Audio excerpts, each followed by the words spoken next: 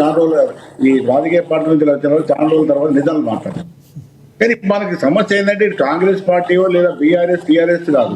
సమస్య ఏంటంటే ప్రజల యొక్క సమస్యలు, ప్రజలు ఈ ప్రభుత్వం నుంచి ఏం కోరుకుంటున్నారు, గత ప్రభుత్వం నుంచి ఏం కోరుకుంటే వాళ్ళకి రాలేదనేది. కాబట్టి ఒక విశ్వనాథ్ గారు ఒక విషయాన్ని నేను ఒక ఎకనామిక్స్ ప్రొఫెసర్ దాదాపు ఒక 40 సంవత్సరాలు ఈ ఆర్థిక అభివృద్ధి, ఆర్థిక సమస్యలు దీని మీద నేను నిరంతరంగా పాఠాలు చెప్పిన వాడిని రిక్వెస్ట్ చేసిన. అయితే ఇప్పుడు సమస్య ఏంటంటే ఈ కాంగ్రెస్ పార్టీ ఇప్పుడు ఎలక్షన్స్ రాకముందు చేసిన వాగ్దానాలు ఏమిటి, అది సమస్య ఎక్కడి నుంచి మొదలవుతుంది.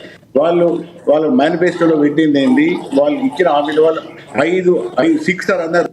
మీరు సిక్స్ ప్రామిస్ ఇచ్చినాం. 6 ప్రామిసెస్ లో రైతు రుణమాఫీ కొంతవరకు సీరియస్ గా ట్రై చేసారు. ఒక 60% వరకు ఇచ్చారు, 40% ఇవ్వలేదు. వెంకరెడ్డి గారు కూడా చెప్పారు, అది కూడా కరెక్ట్. 40% వరకు రాలేదు. పోతే ఇక మిగతా ప్రామిసెస్ లో బస్సు ప్రయాణం ఉచితం. బస్సు ప్రయాణం కూడా నేను చెప్తాను, బస్సులు అదనంగా ఈ స్కీమ్ పెట్టిన తర్వాత తెలంగాణ మొత్తం నేను 5,000 బస్సులు ఎక్కువ డిపోలకు ఇచ్చినాం, కొత్త బస్సులు ఇచ్చినాం. ఇంక లేకపోతే మిగతా ఇచ్చి మేము పెట్టినామంటే బాగుండదు. ఉన్న బస్సులనే పొమ్మన్నారు, దాంతో అనేక సమస్యలు వస్తున్నాయి. అవన్నీ కూడా మనం రోజువారీ పేపర్లో చూస్తున్నాం. అవి పోతే 200 యూనిట్ల కరెంట్ అన్నారు, అది 200 యూనిట్లు అయితే అది కూడా రాదు, కొద్ది మందికి వచ్చింది. అయితే ఏమి లేదని కాదు, ఇవి చేసింది. కానీ చాలా సమస్యలు వాళ్ళు ఏవైతే పెద్దగా నేను ఖమ్మం సభలో రాహుల్ నాడు నేను కాంగ్రెస్ జాయిన్ అయినా. ఆనాడు రాహుల్ గాంధీ నా కండువా కప్పిన, రేవంత్ రెడ్డి ఇద్దరు కలిసి నా కండువా కప్పిన ఫోటో చూపాడు. ఆ ఖమ్మం సభలో సాక్షాత్తు రాహుల్ గాంధీ గారే ఈ పెన్షన్ 2,000 రూపాయల నుంచి వెళ్ళి 4,000 రూపాయలు చేస్తాను. మీరు ఒకసారి మళ్ళీ చెక్ చేయండి, ఆ టీవీలలో కనబడుతుంది. 4,000 పెద్ద ప్రామిస్. అక్కడి నుంచి వెళ్ళే కాంగ్రెస్ కొంత గాడ్ అన్నది కొద్దిగా అనుకూలంగా మారడం జరిగింది. రాహుల్ గాంధీ వచ్చి చెప్పిండు 4,000 రూపాయలు ఇస్తామన్నారు, కాబట్టి ఇస్తారనుకుని జనాలు కూడా నమ్మారు.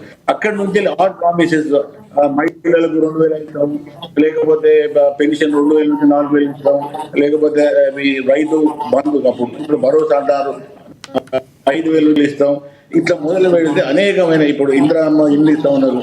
ఈ రకరకాల ఏదో ఇప్పుడు మన కాగితాలు చేస్తాను కానీ ఏదో నమ్మకం లేదు. అయితే అన్నిటికీ కూడా ఒకటే కారణం ఏంటంటే వాస్తవంగా టీఆర్ఎస్ లాస్ట్ 2 years అంటే ఇది 23 ఎలక్షన్.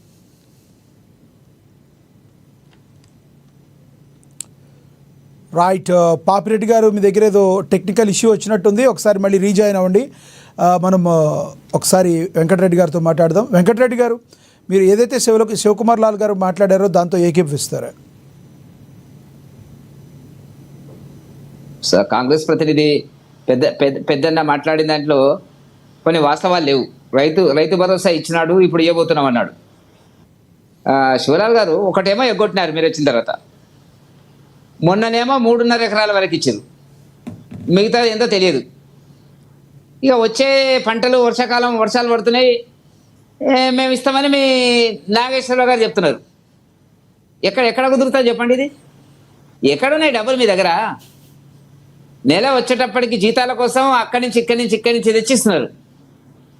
మీ ప్లాన్లన్నీ కూడా వెనుకకి తిరిగినాయి. ఎందుకంటే మీరు భూములు అమ్మి వ్యాపారం బిజినెస్ ఇది చేయాలనుకున్నారు, ఏది ప్రభుత్వం నడపాలనుకున్నారు. అక్కడికి ఇప్పుడు ఆ హౌసింగ్ బోర్డు భూములు అమ్మడానికి ప్రయత్నం చేస్తున్నారు, ఓ 400-500 కోట్లు వస్తాయని చెప్పి.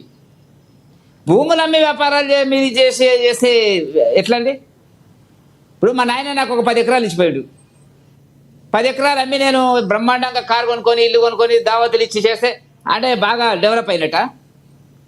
ఆదాయం అనేది ఒక కార్యక్రమాల ద్వారా రావాలి, ప్రభుత్వ వ్యవహారాలలో రావాలి, ప్రభుత్వం అనుసరించే పారిశ్రామిక విధానాల వల్ల రావాలి, ట్యాక్స్ల వల్ల రావాలా, కస్టమ్స్ వల్ల రావాలా, జిఎస్టీ వల్ల రావాలా, ఎక్సైజ్ వల్ల రావాలా. మీరు అనుసరించే విధానము గతంలో కేసీఆర్ ఏది అనుసరించడో మీరు అది అనుసరిస్తున్నారు. ఉన్న భూములు అమ్మేయాలి, ఈ సంక్షేమ కార్యక్రమాలకు ఇవ్వాలి, అప్పులు తేవాలి, సంక్షేమ కార్యక్రమాలకు ఇవ్వాలి. ఇక్కడ వెంకటరెడ్డి గారు ఇది రాజకీయం, ఒక రాజకీయ పార్టీ ఇంకో రాజకీయ పార్టీని ఇరుకుని పెట్టే ఉద్దేశంలో తెలంగాణ ప్రజలు బలైపోతున్నారు అనుకోవచ్చా? ఎందుకంటే అమలు చేయకపోతే ఇచ్చిన హామీలు ఎందుకు అమలు చేయలేదని అడుగుతారు. అట్లా అని చెప్పి అంతే కదా. అఖిలపక్షంగా వేసుకుని అందరూ కూర్చుని ఈ తెలంగాణ ప్రజల కోసం ఏం చేయాలి, ఇచ్చిన హామీలు కాదు పోనీ హామీల సంగతి తర్వాత, ముందు తెలంగాణ ప్రజల కోసం నిజాయితీగా ఏం చేయాలని అన్ని రాజకీయ పార్టీలు కూర్చుని ఎందుకు ఆలోచించవండి? ఇప్పుడు ఒకటి ఇక్కడ మూడు ప్రధాన పార్టీలు ఉన్నాయి. ఒకటి బీఆర్ఎస్, టీఆర్ఎస్, రెండవది కాంగ్రెస్, మూడవది మాది భారతీయ జనతా పార్టీ. వాళ్ళు 10 ఏళ్ళు పాలించినారు, అప్పులు చేసినారు, వడ్డీలు కట్టే పరిస్థితి లేని పరిస్థితి వచ్చిందని రేవంత్ రెడ్డి గారు అంటున్నాడు. మరి ఇప్పుడు కాంగ్రెస్ అదే పని చేస్తుంది. మేము వాళ్ళతో కూర్చొని ఆలోచించే వాళ్ళ విధానమే కరెక్ట్ లేదు కదా. ఏదంటే అది ఇప్పుడు వాళ్ళు ఏమనుకున్నారంటే కాంగ్రెస్ వాళ్ళు అధికారంలోకి వస్తామారామా అనుకున్నారు, ఇష్టం వచ్చినట్టు వాగ్దానాలు చేసింది. ఇది ఇప్పుడు ఒక రాష్ట్రం అభివృద్ధి కావాలన్నప్పుడు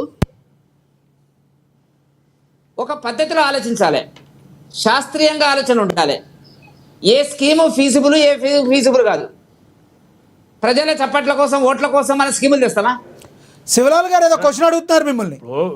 వెంకటరెడ్డి గారు ఏదో పథకాలు చెప్పి కాంగ్రెస్ అధికారంలోకి ఏం రాలేదు. టీఆర్ఎస్ బీఆర్ఎస్ ఏదైతే గతంలో ప్రజా వ్యతిరేక విధానాలు చెప్పిన తర్వాతనే ఆల్రెడీ ఒక మిస్టేక్ మీ పార్టీ నుంచి ఏం జరిగింది, కేటీఆర్ వచ్చి చెప్పిన తర్వాత బండి సంజయ్ని పక్క జరపడంతో మీ పార్టీ ఇంకా వెనక్కి పోయింది.